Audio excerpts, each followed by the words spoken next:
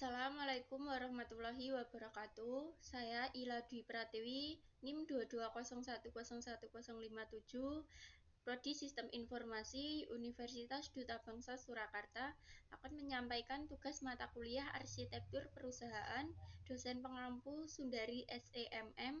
Tugas ini untuk memenuhi ujian akhir semester mata kuliah tersebut. Terima kasih.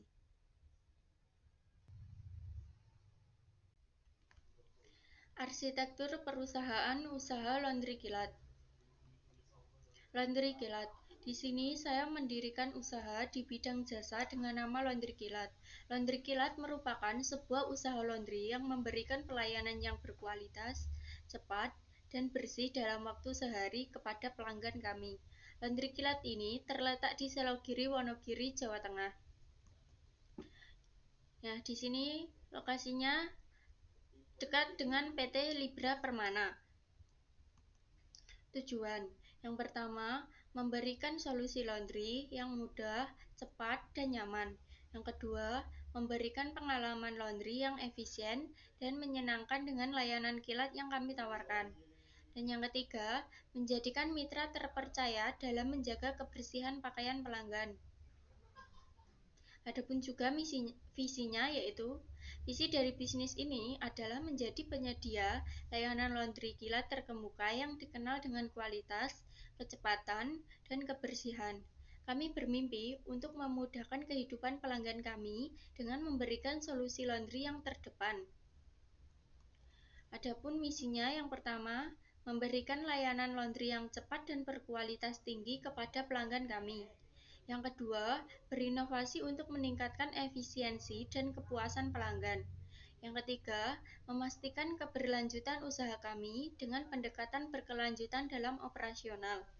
Dan yang keempat, menjadi tempat kerja yang baik bagi karyawan kami, memberikan peluang pertumbuhan dan pengembangan. Nilai perusahaan. Yang pertama, kualitas. Kami berkomitmen untuk memberikan hasil laundry terbaik dengan standar kualitas yang tinggi. Yang kedua, kecepatan. Kami menghargai waktu pelanggan kami dan berusaha memberikan layanan kilat tanpa mengorbankan kualitas. Yang ketiga, kepercayaan. Kepercayaan pelanggan adalah prioritas kami. Kami menjaga privasi dan keamanan pakaian pelanggan dengan cermat. Dan yang keempat, inovasi. Kami terus mencari cara baru untuk meningkatkan layanan kami dan memenuhi kebutuhan pelanggan. Logo perusahaan.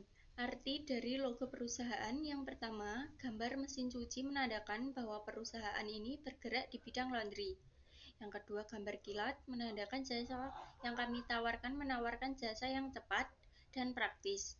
Dan yang ketiga, gambar botol menandakan pembersih dan pewangi untuk pakaian dan non-pakaian. Struktur organisasi, pemiliknya saya sendiri, Ila Dwi Pratiwi, dan memiliki bagian administrasi, bagian keuangan, bagian operasional, dan bagian pemasaran. Sumber daya manusia. Sumber daya manusia merupakan aset utama bagi sebuah perusahaan karena mereka bertanggung jawab dalam menjalankan berbagai tugas dan memastikan operasional laundry dijalankan dengan baik.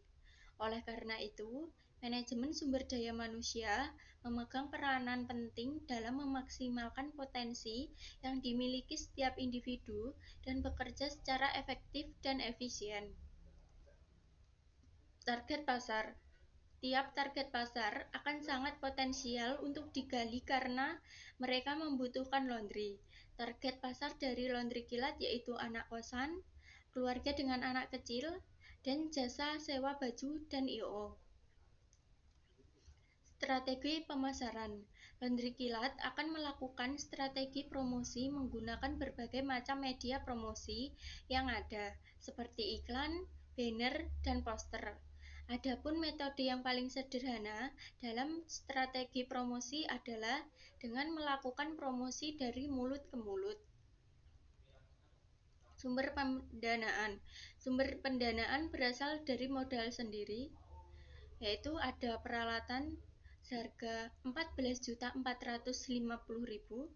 perlengkapan 841.000, bahan baku 303.000, beban sewa 500.000, beban iklan 500.000, transportasi 150.000, dan totalnya menjadi 16.744.000. Total modal yang harus dikeluarkan untuk awal memulai usaha sebesar 16.744.000. BEP atau Break-Even Point. Break-Even Point merupakan estimasi kasar untuk menghitung berapa lama modal yang dikeluarkan akan kembali. Estimasi dalam 1 bulan. Pertama, estimasi untuk jenis pakaian. Kuantitas 30 kilo dikali 30 hari sama dengan 900 kilo. Harga 900 kilo dikali 6.000 sama dengan 5.400.000. Kedua, estimasi untuk jenis non-pakaian.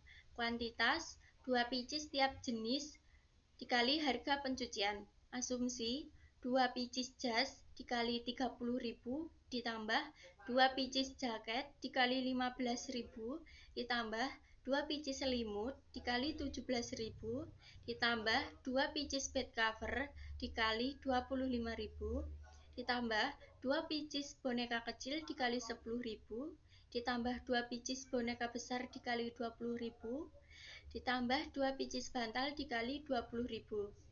Maka jumlah seluruh harga untuk jenis non-pakaian sebesar 274.000.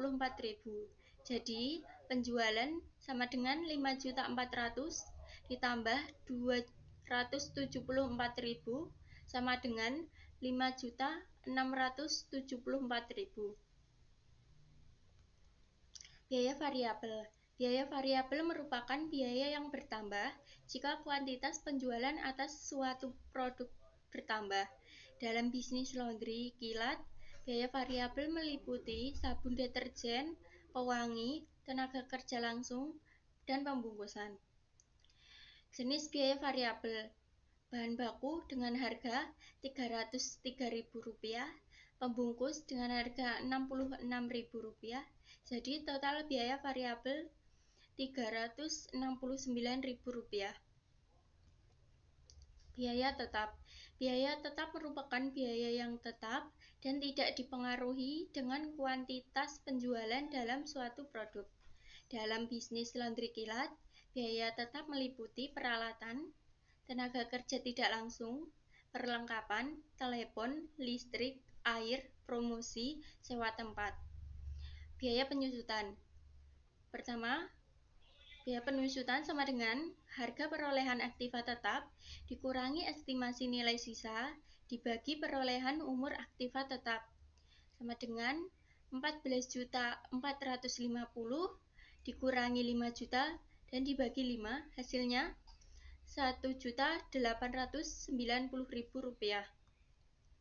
Biaya tetap, jenis biaya tetap ada peralatan dengan harga Rp14.450, perlengkapan dengan harga Rp841.000, gaji karyawan bagian keuangan Rp1.200.000 dikali 1 orang, bagian administrasi 1 juta dikali 1 orang, karyawan bagian operasional dan pemasaran 700.000 dikali 2 orang, totalnya menjadi 3.600.000.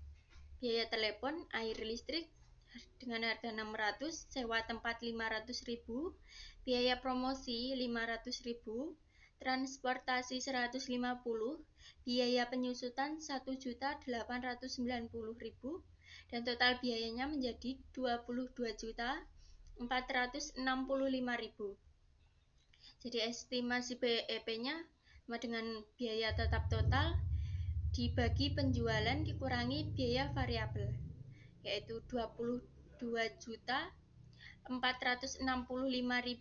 dibagi 5.674.000 dikurangi 369.000 yang menjadi 4 bulan 6 hari. Berarti dalam waktu 4 bulan 6 hari break-even point akan dicapai sehingga modal yang dikeluarkan akan kembali. Rencana pengembangan internasional. Yang pertama, analisis pasar internasional. Yang kedua, sertifikasi dan perizinan. Dan yang ketiga, infrastruktur yang tepat. Dan yang terakhir, penyesuaian produk dan layanan. Penerapan teknologi. Pemanfaatan teknologi dalam bisnis yaitu untuk meningkatkan kualitas informasi, kontrol kinerja, dan peningkatan pelayanan untuk memenangkan pasar. Dalam pengaplikasiannya, Menteri Kilat gencar memanfaatkan IT untuk berpromosi, baik itu via situs jejaring sosial atau via blog. Terima kasih. Kurang lebihnya mohon maaf. Wassalamualaikum warahmatullahi wabarakatuh.